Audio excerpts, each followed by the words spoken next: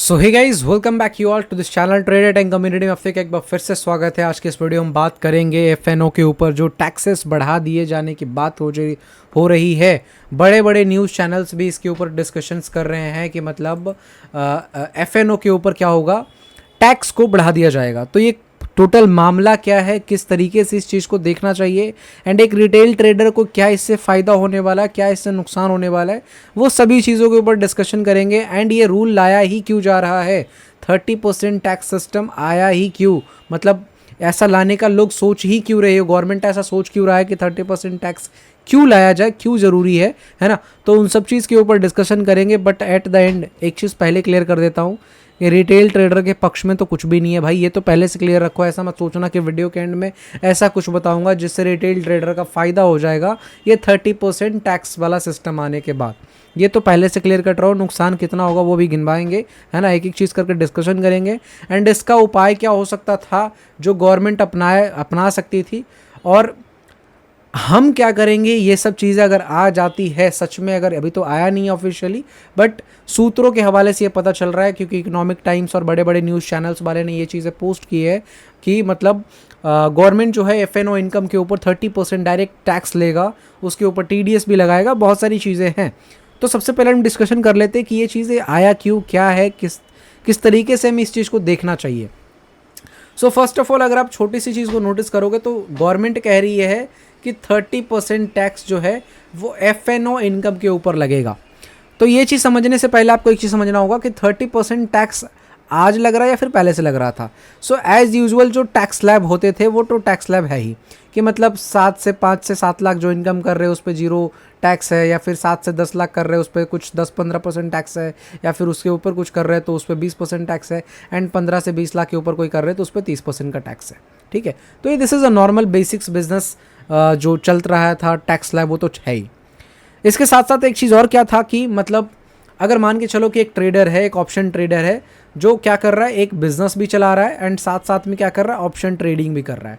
Suppose that उसको business में loss लग जाता है तो वो क्या कर सकता है, इस ऑप्शन ट्रेडिंग, मान लो उसने ऑप्शन ट्रेडिंग में प्रॉफिट कमाया और बिजनेस में उसको लॉस लग गया, तो इस ऑप्शन ट्रेडिंग के प्रॉफिट को इस वाले लॉस से सेटल आउट करके फाइनल जो उसके पास नेट प्रॉफिट बचेगा उसको ही उसके ऊपर उसे टैक्स देना होता है। बट गवर्नमेंट जो अभी चीज़ें निकल के आ रही है उसके हिसाब से क्या होगा कि आप इसको सेट नहीं कर सकते, ऑफसेट नहीं कर सकते।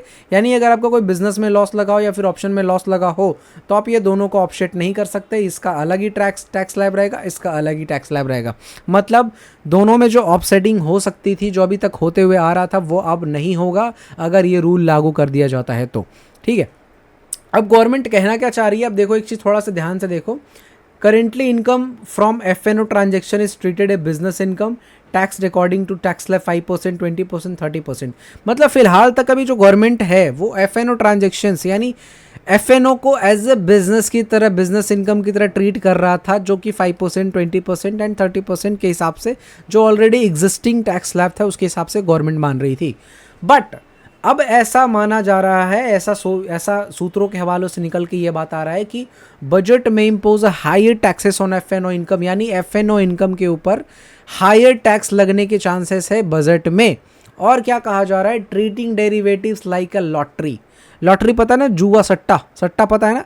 यानी अब ये गवर्नमेंट मानने को तैयार हो चुका है कि ये जो एफएनओ है, एफएनओ एक सट्टे है, सट्टाबाजी है। मतलब अगर आपको एक ऑप्शन ट्रेडिंग कर रहा है तो आने वाले टाइम में अगर ये रूल लागू हो जाता है तो अब हम लीगली सट्टेबाज कहलाएंगे, है ना। अभी तक तो लोग कहते थे, समझ में आ रहा था, अभी तक तो हम बिजनेस इनकम की तरह ट्रीट किए जा रहे थे बाई गवर्नमेंट। लेकिन ये रूल लागू हो जाने के बाद अब गवर्नमेंट भी हमें सट्टेबाज की तरह ट्रीट करेगा। मतलब अगर आप एक ऑप्शन ट्रेडर हो और ऑप्शन ट्रेडिंग से आपने पैसे बनाए हैं, दैट्स मीन्स वो आपने लॉटरी से पैसे कमाए, सट्टे से पैसे कमाए। ये हमारा नहीं, ये गवर्नमेंट का कहना होगा। भाई मुझे लगता है कि एक बंदा 4 साल 5 साल मेहनत करके टेक्निकल एनालिसिस सीखा, फंडामेंटल एनालिसिस सीखा एंड पता नहीं क्या क्या चीज़ें, प्राइस एक्शन एंड फलाना डिमकाना, स्ट्रैटेजी, ट्रेडिंग साइकोलॉजी, मतलब भाई इतने चीज़ें सीखा तो उसका तो सब खत्म हो गया ना। अगर ये चीज़ें आ जाती है तो वो चीज़ें तो ख़त्म हो गई भाई, कंप्लीटली ख़त्म हो गई। आप खुद सोच के देखो कि एक ऑप्शन ट्रेडर को ये कहा जाएगा कि आप एक सट्टेबाज हो, लॉटरी से आपने पैसे बनाए हैं। मतलब मेरा ये कहना है, मेरा सिंपल सा एक ही बात कहना है कि गवर्नमेंट क्या कह रही है कि हम डायरेक्ट क्या करेंगे, 30% टैक्स लेंगे जो क्रिप्टो करेंसी में हमारे ऊपर लगाया गया है कि अगर आपको क्रिप्टो करेंसी को ट्रेड करते हो तो डायरेक्ट 30% टैक्स कटेगा, उसके ऊपर आपको TDS भी 1-2% लग जाएगा। मेरा ये कहना है कि चलो ठीक है, आप 30% टैक्स ले रहे हो, है ना, ओके फाइन, कोई दिक्कत नहीं है, और आप TDS भी काट रहे हो, लेकिन मेरा ये कहना है कि एक ऑप्शन ट्रेडर सिर्फ प्रॉफिट नहीं बनाता। जो आप डेटा दे रहे हो भाई कि 90% ऑप्शन ट्रेडर पैसा गवा रहा है, तो फिर आप ये टैक्स क्यों लेके आ रहे हो, फिर आप ये TDS क्यों लगा रहे हो?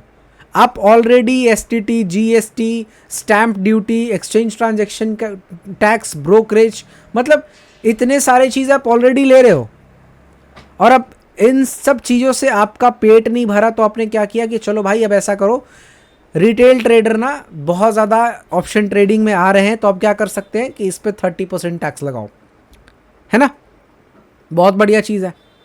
अब ये क्यों लाया जा रहा है, गवर्नमेंट ऑफिशियल गवर्नमेंट्स का क्या कहना है, मतलब ऐसा मतलब पता चला है कि ये जो 30% टैक्स स्लैब है वो इसलिए लाया जा रहा है क्योंकि रिटेल ट्रेडर का पार्टिसिपेशंस बढ़ते जा रहे हैं। यानी जो हमारे पास अभी रिटेल ट्रेडर्स हैं, 130-140 करोड़ आबादी में से जो रिटेल ट्रेडर 1-2% अभी मतलब पार्टिसिपेशंस हुए हैं मार्केट में, उनके नंबर बहुत ज़्यादा बढ़ते जा रहे हैं, और इस चीज़ को देखते हुए मार्केट को कहीं ना कहीं आगे जाकर के बहुत बड़ा प्रॉब्लम फेस करना पड़ सकता है। That's why we will impose 30% direct tax on future and option trading.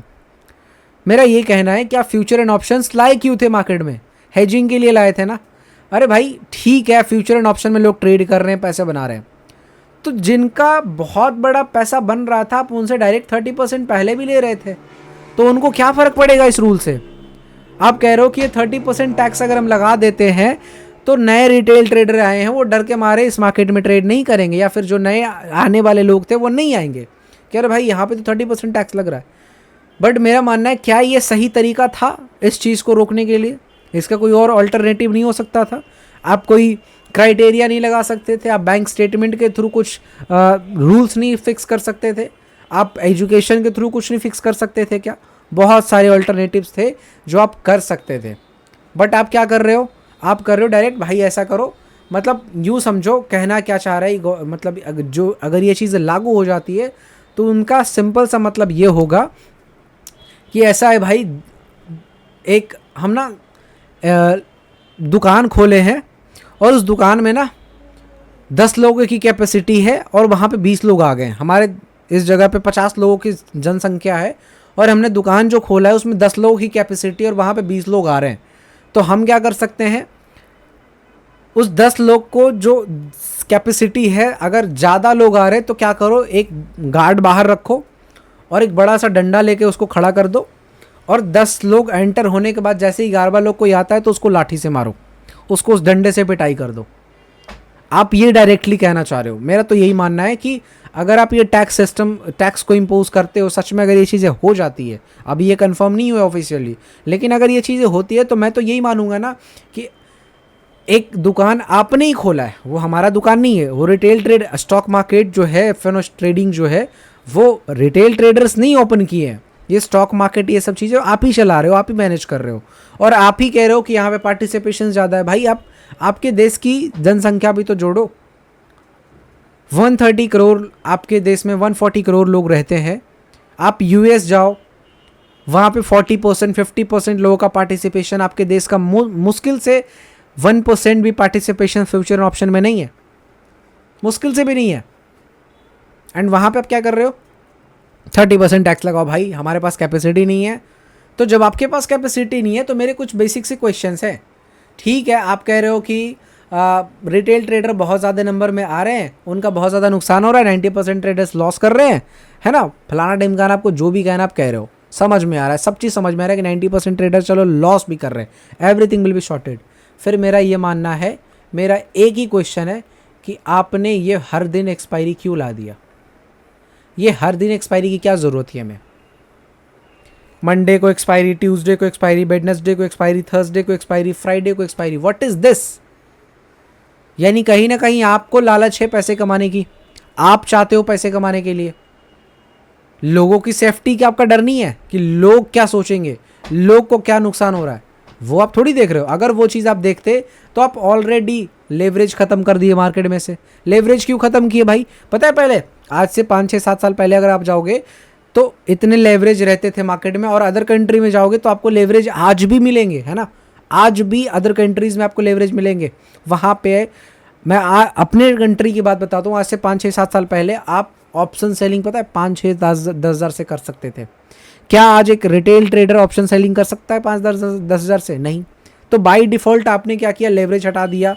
तो जैसे ही आपने लेवरेज हटाया, है ना, उससे क्या हुआ, आपने बाय डिफ़ॉल्ट एक रिटेल ट्रेडर को ये कहा कि आप ना ऑप्शन बायर बन जाओ, आप ऑप्शन बायर बन जाओ, है ना, क्योंकि अगर हम आपको लेवरेज देंगे तो आप भी ऑप्शन सेलिंग करोगे, और अगर आप ऑप्शन सेलिंग करोगे तो प्रोबेबिलिटी ऑफ विनिंग आपकी ज़्यादा है। बाय डिफ़ॉल्ट विनिंग प्रोबेबिलिटी 68 69% के आसपास आ जाएगा, 60% के आसपास आ जाएगा। तो मैं तो कहता हूँ कि आप ऑप्शन सेलर बनो ही नहीं, ऐसा गवर्नमेंट चाहती थी और उसने उस चीज़ को कर दिया, लेवरेज ख़त्म कर दिया। पहले एक लॉट सेल करने के लिए, आज से 6 7 साल पहले अगर आप जाओगे तो एक लॉट सेल करने के लिए 5 से 10 हज़ार में आप सेल कर सकते थे। क्या अगर आज ये चीज़ होता, अगर आज ये चीज़ होता कि 5 से 10 हज़ार के अंदर में आप एक लॉट को शॉर्ट कर सकते थे, तो क्या जितने नंबर्स ऑफ ऑप्शन बायर हैं क्या वो आज सेलर नहीं होते? क्या आज वो साइडवेज मार्केट में ऑप्शन सेलिंग करके पैसा नहीं बनाते? एक तो आपका मार्केट है जो कंप्लीटली साइडवेज रहता है, कंप्लीटली मैनिपुलेटिव है, जहां पे मैनिपुलेशन हो रहा है आप उस चीज़ को पकड़ नहीं रहे। अगर आपको इतनी ही रिटेलर्स की चिंता है ना, तो आप जहां पे मैनिपुलेशन, आप उस चीज़ को पकड़ो ना। मैनिपुलेशन है ना, बहुत सारे स्टॉक्स में मैनिपुलेशन है, इंडेक्स को मैनिपुलेट कर दिया जाता है। आपका इंडेक्स कंप्लीटली साइडवेज रहता है, 70 80% टाइम मार्केट जो है कंप्लीटली साइडवेज रहता है, और इस साइडवेज मार्केट में सारे रिटेलर्स का पैसा जाता है, और आप ही डेटा प्रेजेंट करते हो कि 90% ट्रेडर्स आर मेकिंग लॉस। तो मैं लॉस का कारण बताता हूँ, आपने लेवरेज ख़त्म कर दिया, है ना, आपने लेवरेज ख़त्म कर दिया। अब भाई जिनको फांसी लटक के मरना ही है उनका क्या ही कर सकते हैं, लेकिन जो सच में पैसा बनाना चाहते थे उनके लिए लेवरेज इंपॉर्टेंट था, उनको लेवरेज चाहिए था। अगर उनके पास लेवरेज होता तो वो 10 हज़ार से ऑप्शन बाइंग ना करके ऑप्शन सेलिंग करते, क्योंकि उनको मालूम होता है कि मार्केट साइडवेज है, ऑप्शन बाइंग करेंगे प्रीमियम को ज़्यादा इजाफा नहीं होगा, प्रीमियम नहीं बढ़ने वाला, उनको पता होता है। बट बाय डिफ़ॉल्ट उनके पास कोई ऑप्शन नहीं है ऑप्शन बाइंग के अलावा, क्योंकि 1 लाख अगर वो कैपिटल लेके आएंगे तो max to max 1 lot sell कर सकते हैं। हालांकि 1 लाख भी नहीं लगता, अब 1,10,000 के आसपास, 1,15,000 के आसपास लगता है ना। सो आपने बाय डिफ़ॉल्ट रिटेल ट्रेडर को ऑप्शन बायर बना दिया, और जिनके पास बड़े पैसे उनको, वो तो ऑप्शन सेलर ही, उनको क्या ही प्रॉब्लम है। और फिर आप ही डेटा प्रेजेंट करोगे कि 90% ट्रेडर्स आर मेकिंग लॉस। भाई 60% जो ट्रेडर लॉस कर रहे हैं ना, मैं आपको डेटा देता हूँ, चलो आप जो डेटा दे रहे हो मैं आपको उस चीज़ को अप्रिशिएट करता हूँ कि 90% ट्रेडर्स आर मेकिंग लॉस। ये आपका डेटा है, तो मेरा डेटा भी सुन लो। 60% ट्रेडर्स जो लॉस कर रहे हैं वो just because of theta DK की वजह से लॉस करते हैं, वो जस्ट बिकॉज ऑफ मैनिपुलेशन की वजह से लॉस करते हैं। इनके पास बहुत अच्छा स्किल है, इनके पास बहुत अच्छा नॉलेज है। अगर इनके पास लेवरेज होता, इनके पास थीटा डीके का कोई इशू नहीं होता, तो ये भी बहुत अच्छे पैसे बना रहे होते। ये 60% वो ट्रेडर्स हैं जो लॉस कर रहे हैं, जिनके पास लेवरेज की कमी है, जिनके पास कैपिटल की कमी है, नॉलेज की कमी नहीं है। ये इनके पास बाय डिफ़ॉल्ट ये प्रॉब्लम है कि ये ऑप्शन बाइंग ही कर सकते, ऑप्शन सेलिंग नहीं कर सकते, बिकॉज आप लेवरेज नहीं दे रहे हो, लेवरेज हटा दिया। तो अब ये ट्रेड, उनको मालूम है कि मार्केट ऊपर जाएगा, ये यहाँ से बाई भी करेंगे, लेकिन मार्केट किस तरीके से ऊपर जाएगा, ऐसे ऐसे करके ऊपर जाएगा। भाई इतना बड़ा रैली भी आएगा ना, तब भी ये पैसा नहीं बना पाएगा। क्यों? क्योंकि मार्केट में क्या थीटा डीके होते हुए जा रहा है। तो 90% अगर ट्रेडर लॉस कर रहा है ना, तो 60% इस वजह से लॉस कर रहा है कि आपने लेवरेज सिस्टम हटा दिया। अगर लेवरेज होता तो किसी को शौक नहीं है साइडवेज मार्केट में ऑप्शन बाइंग करने की। सबको पता है कि ऑप्शन सेलिंग करके हम साइडवेज मार्केट में पैसा बना सकते हैं। सबको पता है ऊपर का बेच के नीचे का बेच के पैसा बना सकते हैं, है ना, जो बड़े प्लेयर कर रहे हैं, जिनको आप सपोर्ट कर रहे हो। तो मेरा ये कहना है। सो फर्स्ट ऑफ ऑल मेरा कंसर्न ही यही है कि आप कह रहे हो 90% लॉस कर रहा है, तो 60% इस वजह से लॉस कर रहा है बिकॉज ऑफ थीटा डीके, कि आपने लेवरेज खत्म कर दिया। अच्छा, उसके बाद आपने क्या किया? आपने brokerage, stamp duty, GST, exchange transaction tax, पता नहीं क्या क्या चीज़ें आपने लगा दिया। यानी कि अगर कोई ट्रेडर एक लॉट बाई कर रहा है तो 35 रुपीज़ बाइंग का, 35 रुपीज़ सेलिंग का वो दे रहा है। हर ट्रेड में 60 रुपीज़ 70 रुपीज़ वो ब्रोकरेज पे कर रहा है। जिसमें आप स्टैम्प ड्यूटी, जीएसटी, सीजीएसटी, पता नहीं क्या क्या ले रहे हो, एक्सचेंज ट्रांजेक्शन टैक्स, एवरीथिंग, आप उसमें 70 रुपये ले रहे हो। मतलब वो प्रॉफिट कमाए ना कमाए फ़र्क नहीं पड़ता भाई, 70 रुपये दे के जाओ। क्यों लगा रखे हो ये सब चीज़ें? नहीं लगाते ना, आपको इतनी रिटेल ट्रेडर की चिंता है तो आप ये चीज़ें नहीं लगाते। और अब क्या कर दिए, जो थोड़ी बहुत इज्जत थी उनके पास, अब उनको लॉटरी की तरह घोषित कर दिए कि ये एफएनओ ट्रेडिंग क्या है, लॉटरी है। तो फिर इससे अच्छा है लॉटरी आप खिलवा क्यों रहे हो? बंद कर दो ना, ऑप्शन ट्रेडिंग ही बंद कर दो। ये ना, वो क्या कहावत है ना हमारे पास कि ना रहेगी बांस ना बजेगा बांसुरी। तो आप बांसी को काट दो ना, क्यों रख रखे हो? लोग बांसुरी बजाएंगे उसको। आप ये ऑप्शन ट्रेडिंग रखे ही क्यों हो? जो आपको लग ही रहा है कि ये यहाँ से जो पैसा बनाएगा वो एक लॉटरी की तरह होगा, सट्टे की तरह होगा, सट्टाबाजी करके पैसा बनाया है, तो फिर बंद कर दो ना।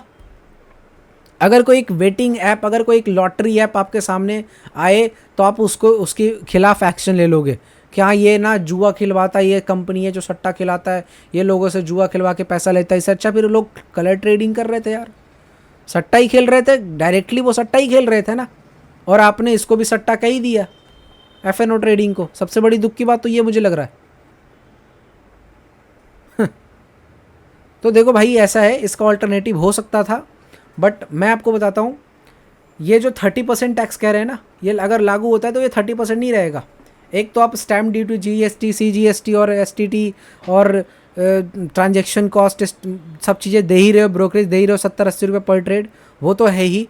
30% ये इधर से लगेगा, 1 से 2% टीडीएस लगेगा, कुल मिलाकर के 30 से 40% के आसपास आपको ये जाएगा। Anyhow 40% of your profit will gone. तो आपको ये चीज़ के लिए प्रिपेयर्ड रहना कि अगर आपने मार्केट से 1000 रुपये कमाए हैं, ठीक है, तो ये मान के चलो कि आपके 400 रुपये तो गए भैया। ये 400 रुपये डायरेक्ट गवर्नमेंट को दे दो, है ना, डायरेक्ट गवर्नमेंट को दे दो, कुछ मत सोचो। और ऊपर से सट्टेबाज हो, कोई नहीं पूछेगा। बैंक के पास जाओ ना, और बैंक के पास जाओ और कहो आपकी ऐसा है कि मैं ना एफएनओ ट्रेडिंग करता हूँ, वो तो पहले ही स्पेक्यूलेटिव इनकम की तरह ट्रीट करेगा, और अब तो गवर्नमेंट ऑफिशियली इसको अनाउंस कर देगा, तो वो तो आप एक नंबर के सट्टेबाज हो जाओगे। हम सब सट्टेबाज हैं, फालतू के सीएफए और सीए। और मुझे बड़ा वो आ रहा है यार, मतलब इतना गुस्सा आ रहा है अंदर से, मैं क्या बता सकता हूँ, है ना। NISM सर्टिफिकेशन से भी रजिस्टर्ड RAIS भाई है कोचिंग, पता नहीं कितना सारा चीज़ बता रख। क्यों है भाई, सब सट्टेबाजी की पढ़ाई होता है क्या? आप सट्टेबाजी की पढ़ाई करवा रहे हो? होता है NISM की सर्टिफिकेशंस के लिए मैं भी थोड़ा देख रहा था, समझ रहा था। अब छोड़ दूंगा भाई, क्यों करूँगा? इससे अच्छा मैं कोई छोटी कोई किसी और चीज़ का सर्टिफिकेशन एग्ज़ाम दे लूँगा यार, कोई और नया स्किल सीख लूँगा, है, जहाँ पे कोई इज्जत ही नहीं है। मेरा सिंपल सा ये कहना है कि ठीक है, आप कह रहे हो कि ये लॉटरी है, तो लॉटरी बनाया किसने? आपने बनाया। थर्सडे को एक्सपायरी हुआ करता था, हर दिन, हर वीक में थर्सडे को एक्सपायरी होता था। पहले तो वीकली होता ही नहीं था, पहले तो मंथली एक्सपायरी होती थी। आपने क्या किया, वीकली एक्सपायरी अनाउंस किया, वो भी समझ में आया, थर्सडे, हर थर्सडे को एक्सपायरी होता था। अब आपने क्या किया, ऐसा है भाई, थर्सडे को ना पार्टिसिपेशन बहुत ज़्यादा आ रहा है, गवर्नमेंट ऐसे ही सोचा होगा, थर्सडे को ना बहुत ज़्यादा पार्टिसिपेशन आ रहा है, थर्सडे को बहुत एसटीटी, जीएसटी और ये स्टैम्प ड्यूटी, ट्रांजैक्शन कॉस्ट बहुत आ रहे हैं, है ना। तो ऐसा करते हैं, हर दिन एक दिन और नया एक्सपायरी लाते हैं। तो अब वेडनेसडे को एक्सपायरी हो गया, फिर एक दिन और एक्सपायरी लाते हैं, मतलब Monday, Tuesday, Wednesday, Thursday, Friday, सब दिन एक्सपायरी कर दो, मज़े ही मज़े, हर दिन पैसे कमाएंगे। मतलब ये समझो, एक राम है और एक मोहन है, ये ऑप्शन में से पैसा प्रॉफिट कमाया है और ये ऑप्शन में से पैसा लॉस किया है, इससे भी 70 रुपये लो, इससे भी 70 रुपये लो। मतलब भाई तुम दोनों लड़ो झगड़ो, माथा फोड़ दो एक दूसरे का, कुछ भी कर दो, मुझे कोई दिक्कत नहीं है। 70 रुपये तुम दो, 70 रुपये तुम दो, 140 रुपये अपने पैकेट में आ गया, है ना। और कौन पैसा कमाया जी? राम पैसा कमाया है। अच्छा राम पैसा कमाया ना। चलो जी, कितना पैसा कमाया? 1000 रुपया। चलो ठीक है, 400 रुपया डाल देना धोकड़ी में मेरे, ठीक है। मतलब भाई देखो, छल क्या रहा है यार, छल क्या रहा है ये इस तरीके से हमारा देश आगे बढ़ेगा? इस तरीके से हम सोच रहे हैं कि हमारा देश $40 ट्रिलियन की इकॉनमी बनेगी, है? भाई वो $40 ट्रिलियन की इकॉनमी में भी पेपर पे बन जाए, बट रियलिटी वो नहीं है। रियलिटी टोटली डिफरेंट है। आप देश के हर एक नागरिक के पर कैपिटा इनकम को कैलकुलेट करो, तब समझ में आएगा।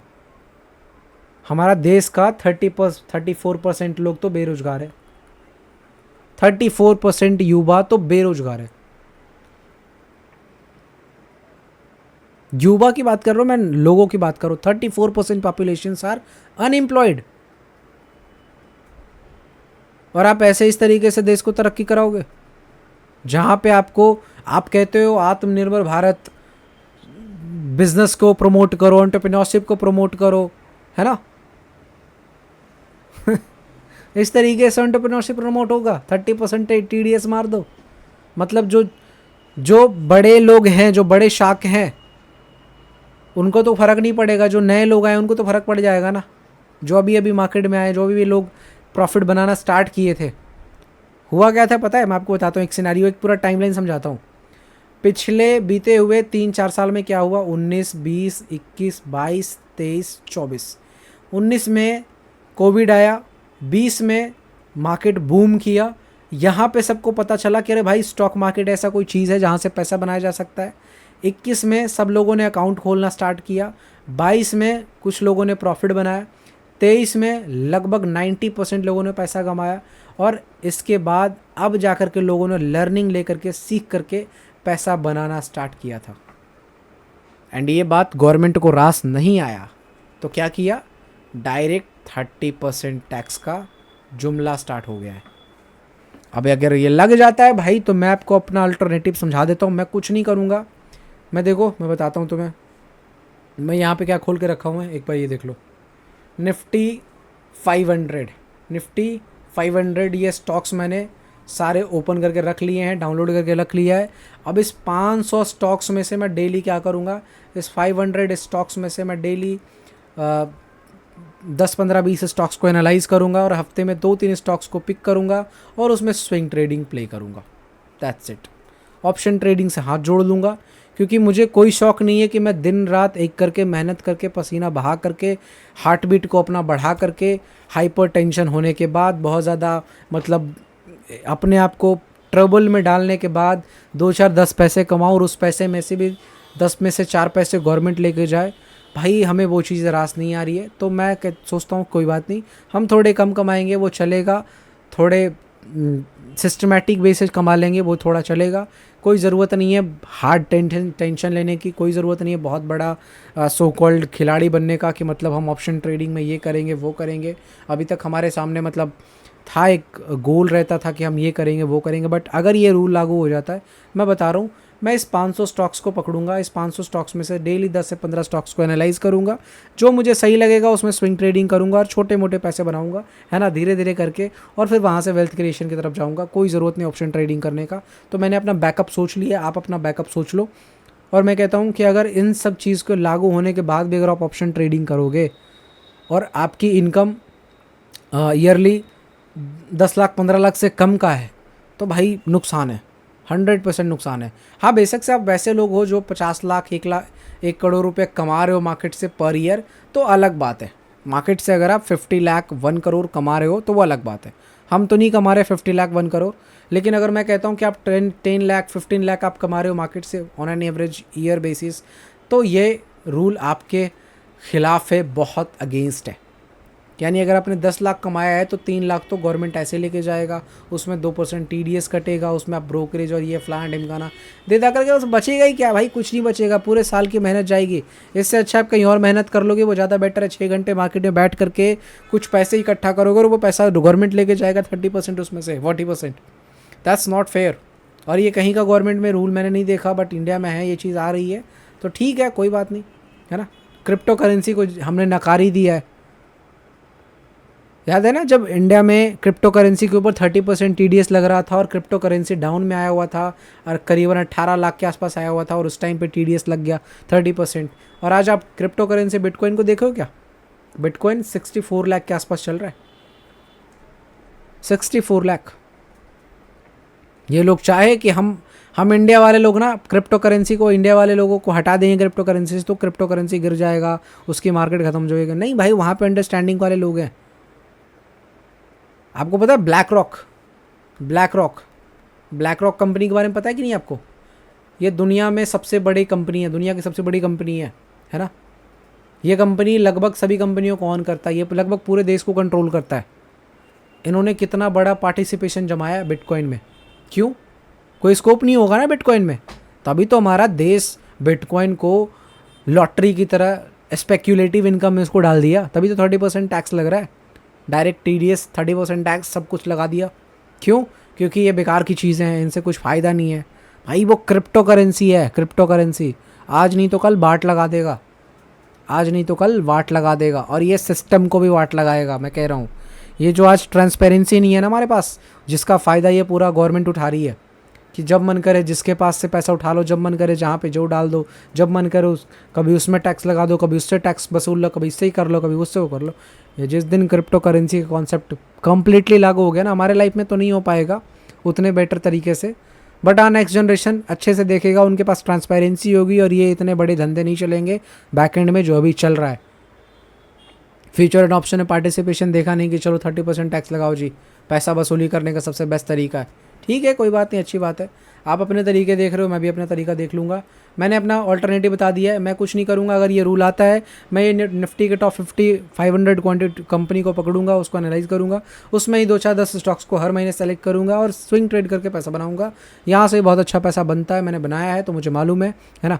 सो दैट्स एनफ, कोई ज़रूरत नहीं है FNO ट्रेडिंग करने की। एंड कुछ और अल्टरनेटिव्स भी देखूंगा, कुछ और बढ़िया बिजनेस बनाने की कोशिश करूंगा। कोई ज़रूरत नहीं है भाई हमारा इंडियन मार्केट आगे ना ही बढ़े तो बढ़िया है, क्योंकि ये हमने, हमारा गवर्नमेंट चाहता है। ऑब्वियसली बात है, ये चीज़ लागू करके क्या चाहता है कि हमारा इंडियन मार्केट आगे बढ़े ही नहीं, पार्टिसिपेशन नहीं आए लोगों का, है ना। तो अच्छी बात है, कोई दिक्कत नहीं। हम क्यों इस चीज़ में पार्टिसिपेट करें कि हमारा गवर्नमेंट, हमारा इंडियन मार्केट, इंडियन स्टॉक बहुत ऊपर जाए, है ना, हमारा निफ्टी बहुत ऊपर जाए, बैंक निफ्टी बहुत ऊपर जाए। नीचे था, इसके पीछे रीज़न था, इसलिए नीचे है हमारा मार्केट। चलो कोई बात नहीं, जो बोलना था वो बोल दिया। ये रूल अगर लागू होता है तो रिटेल ट्रेडर 100% नुकसान में रहेंगे। जिनके पास थोड़ा बहुत इनकम आता था वो तो सबसे ज़्यादा नुकसान में रहेंगे। जिनके पास बहुत बड़ा इनकम आ रहा था उनको ऐसे ही कोई फ़र्क नहीं पड़ेगा, क्योंकि ऑलरेडी वो उतना भर रहे थे। जो लॉस कर रहे हैं वो तो फिर भी दे ही रहे, स्टैम्प ड्यूटी, GST, CGST और STT, पता नहीं क्या क्या दे ही रहे, तो फ़र्क क्या पड़ रहा है। गवर्नमेंट जो लॉस कर रहा है, देखो भाई एक चीज़ देखो, जो लॉस कर रहा है उससे भी गवर्नमेंट पैसा वसूल रहा है, ब्रोकरेज और STT और GST स्टैम्प ड्यूटी के रूप में। जो प्रॉफिट कर रहा है उससे ब्रोकरेज, GST, STT और ये तो लगी रहा है, साथ साथ में 30% लगेगा। और जो प्रॉफिट कर रहा है भाई उसके ऊपर तो कोई दिक्कत ही नहीं है, ये तो पैसा बना करके दे रहा है ना, ये गवा करके दे रहा है, और ये थोड़ा बहुत कमा रहा है तो वो गवर्नमेंट ही लेके जा रहा है। मतलब सबसे ज़्यादा नुकसान इन दोनों में से है। और अभी हम सब इन दोनों में ही लाई करते हैं, हमारे पास 100-200 करोड़ का फंड नहीं है, ठीक है। तो अभी हम सब कहाँ है, इन दोनों वाले रेंज में ही है। या तो आप लॉस कर रहे होगे या तो आप थोड़ा बहुत प्रॉफिट कर रहे हो, दैट्स इट। थोड़ा बहुत प्रॉफिट मतलब 10-15 लाख 20 लाख का ईयरली, यही है और क्या। चलो कोई बात नहीं, अल्टरनेटिव सोच लिया मैंने, आप भी देख लेना। अगर ये चीज़ लागू होता है, आई 100%, मतलब मैं बता रहा हूँ 100% इस चीज़ के लिए मैं कभी खुश नहीं हूँ और हमेशा डिसएग्री करूँगा। इसके बहुत सारे अल्टरनेटिव हो सकते थे जो गवर्नमेंट नहीं अपनाया। गवर्नमेंट की अपनी रूल है, अपने तरीके, अपना अपनाए, कोई दिक्कत नहीं है। मिलते हैं नेक्स्ट वीडियो में, तब तक के लिए thank you so much, bye bye, take care and have a nice day.